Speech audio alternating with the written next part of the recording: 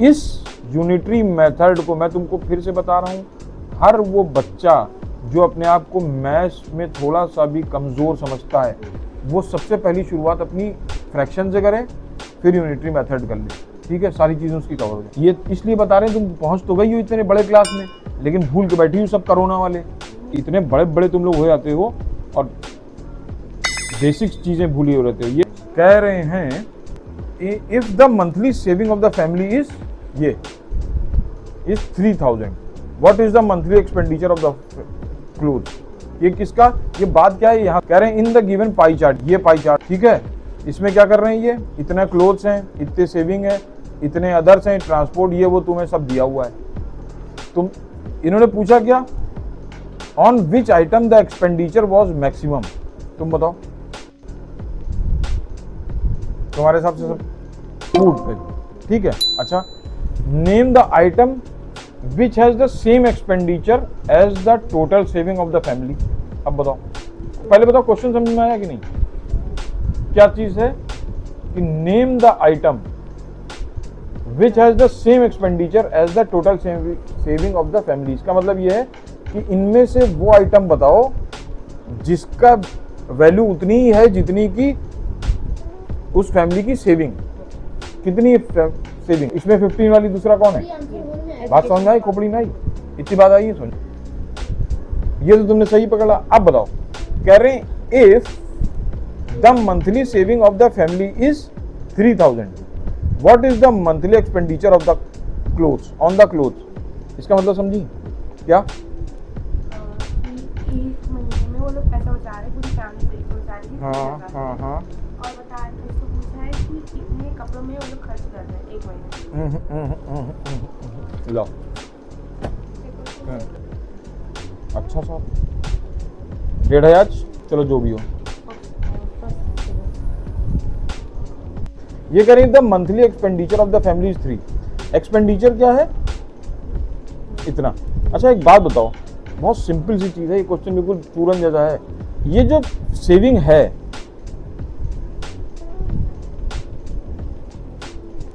Saving जो है वो है कितनी, वो रुपीज में है इतना और परसेंटेज में है 15%।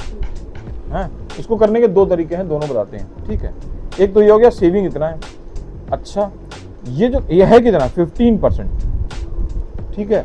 अच्छा, और इसको कंपेयर किससे करना है, एक्सपेंडिचर से ऑन द क्लोथ्स। क्लोथ्स कितना है, क्लोज कितना है 10%। अब वो हमें पता ही नहीं, मतलब रुपीज में हमको नहीं पता, लेकिन हमको परसेंटेज में पता है, वो है 10%। तुम्हें याद है तुम लोग जब छोटी थी तो एक इनवर्स नहीं, इनवर्स भी आया था। दो चीजें आती हैं तुम लोगों में, एक आता था यूनिटरी मेथड और एक था, एक और कुछ आया था, उसे क्या कहते थे, कुछ कहते थे उसे, रेशियो प्रोपोर्शन टाइप का था, प्रोपोर्शनल टाइप का, ठीक है। बस यूनिटरी मेथड एक चीज थी, उसमें क्या होता था, देखो दो चीजें इसमें दी हैं, परसेंटेज, तो तुम क्या करो, परसेंटेज यहां लिखो और रुपीज यहां लिखो। ये इसलिए बता रहे हैं, तुम पहुंच तो गई हो इतने बड़े क्लास में, लेकिन भूल के बैठी हो सब कोरोना वाले, ये पता है। अच्छा आप बताओ क्या करें इसमें, ये 15% है तो रुपीज कितना है 3000, तो हमें चाहिए क्या 10%, तो क्या होगा, हमको पता ही नहीं, या फिर हम लोग कभी कभी जब छोटे क्लास थे तो एक्स ले लेते थे, याद है। इसको सॉल्व कैसे करते थे, कुछ पता है कैसे करते थे, बताओ जरा। इक्वल टू लगाते थे, फिर अच्छा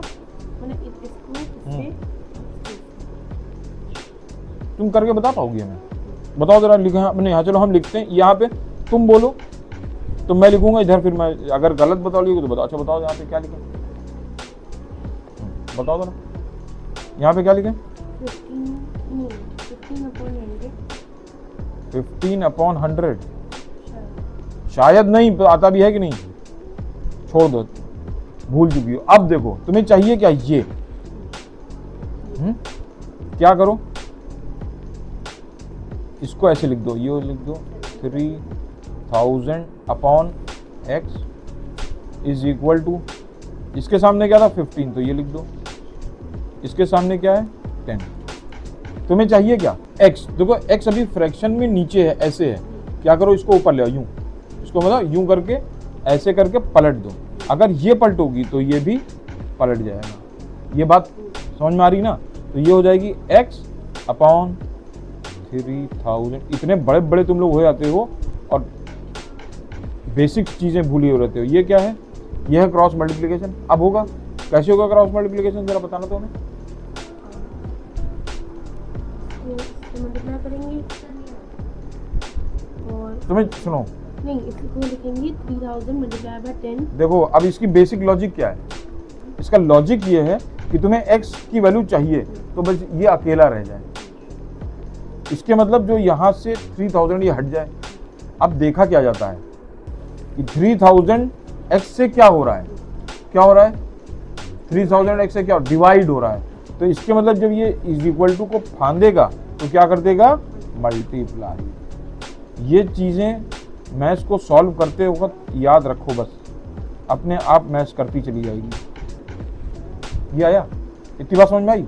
अब क्या करें, उड़ा दो, ये आ गया 2 बार, ये काटेगा 3 बार, इतना सही है। अब यहाँ काटो 1 बार, ये कितना हो जाएगा 1000 बार। इतना बात समझ में आ रही है? इस पर कोई वो तो नहीं है ना? अच्छा, तो इसके मतलब x इज इक्वल टू क्या आ गया 2000 आ गया। मजा एक तो ये है, एक मेथड और है, वो किसी वक्त और बताएंगे, अभी तुम ये कर लो, ठीक है? ये ध्यान रखना, ये दोबारा हमसे पूछ लेना कि सर जो दूसरा मेथड बता रहे थे, इस यूनिटरी मेथड को मैं तुमको फिर से बता रहा हूँ, हर वो बच्चा जो अपने आप को मैथ्स में थोड़ा सा भी कमज़ोर समझता है, वो सबसे पहली शुरुआत अपनी फ्रैक्शन से करे, फिर यूनिटरी मेथड कर ले, ठीक है? सारी चीज़ें उसकी कवर हो जाएंगी।